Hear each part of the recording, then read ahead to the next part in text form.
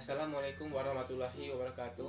Perkenalkan, nama saya Rahma Purwanto dan NPM 2014-2010-05 dari Prodi Ilmu Keperawatan kelas 3A semester 3 dari Universitas Muhammadiyah Bengkulu. Di sini saya akan menjelaskan materi tentang prinsip dan konsep keselamatan pasien. Keselamatan pasien atau patient safety.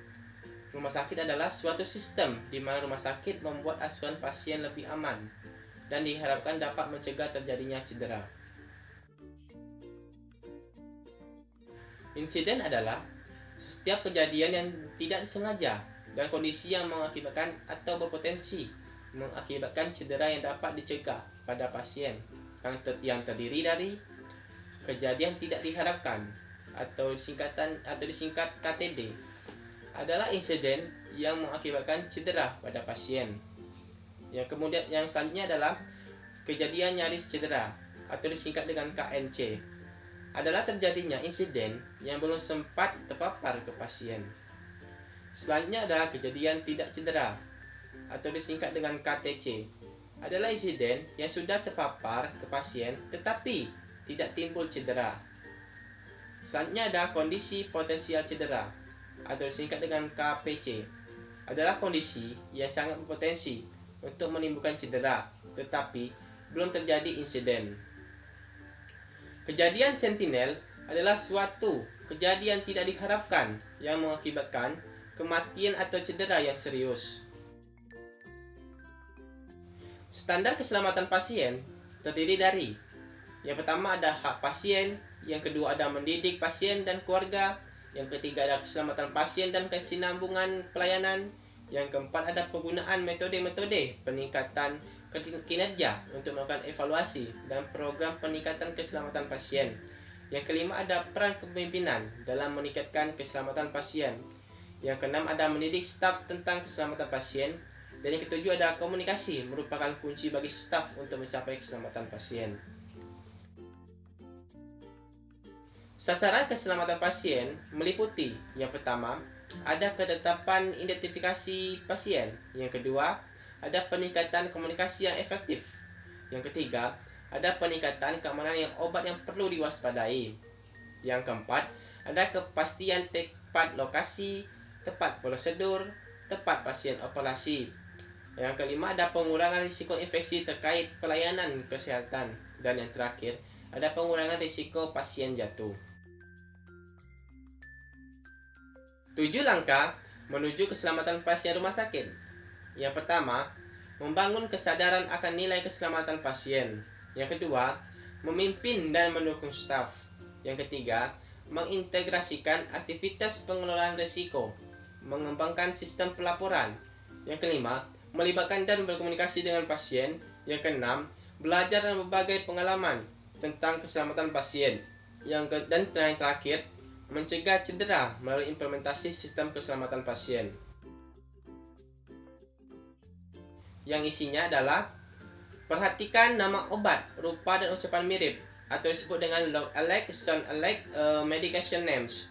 Di sini yang berisi sebelum memberikan obat ke pasien, cek tujuan pemberian obat pada resep atau instruksi dokter atau rekam medis pasien, dan juga cek kecocokan obat yang akan diberikan dengan diagnosa medis pasien.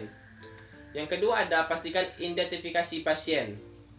Di sini yang dimaksud adalah cek identitas pasien dan mencocokkannya dengan kebutuhan perawatan pasien, misalnya tindakan medis dan laboratorium.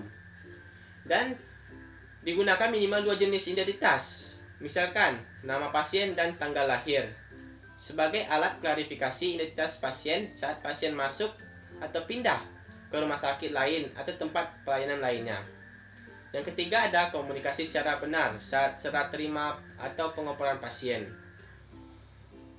Lakukan laporan dengan petugas tempat perawatan selanjutnya saat pasien dipindahkan ke tempat perawatan lain atau unit tindakan lain. Kemudian, baca ulang dokumen pasien saat operan dan dicermati dengan teliti. Dan saat operan, pasien dijelaskan dengan rinci dan benar mengenai status pasien, obat-obatan pasien, rencana terapi, pernyataan keinginan pasien, dan semua perubahan status pasien. Yang keempat, ada pastikan tindakan yang benar pada sisi tubuh yang benar. Yang dimaksud adalah lakukan verifikasi dan beri tanda sesuai rekam medis pada anggota tubuh yang akan dilakukan prosedur delegasi seperti pemasangan gips atau prosedur operatif minor lainnya. Yang kelima ada kendalikan cairan elektrolit pekat atau concentrate.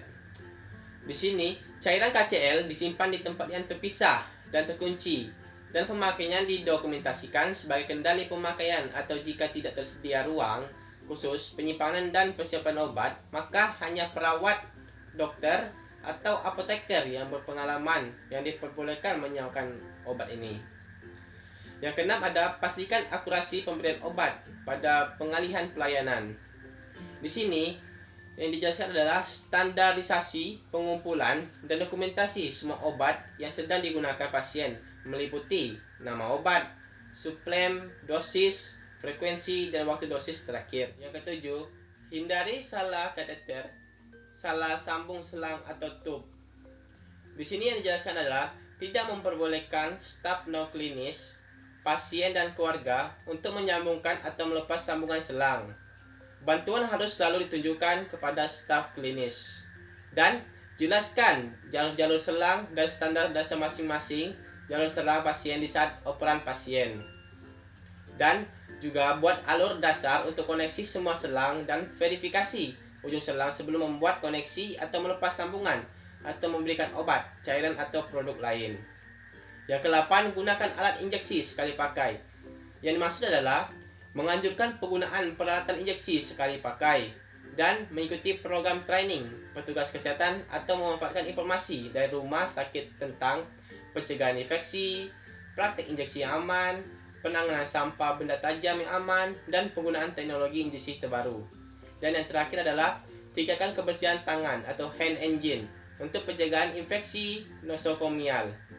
Yang dimaksud adalah mencuci tangan sebelum dan sudah menyentuh, melakukan tindakan atau berkontak dengan cairan pasien, dan juga buat edukasi atau penyuluhan bagi petugas kesehatan tentang teknik cuci tangan yang benar.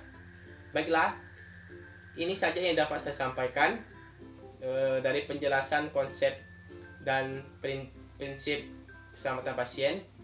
Kalau ada salah, saya mohon maaf. Kepada Allah saya mohon ampun. Saya akhiri. Assalamualaikum warahmatullahi wabarakatuh.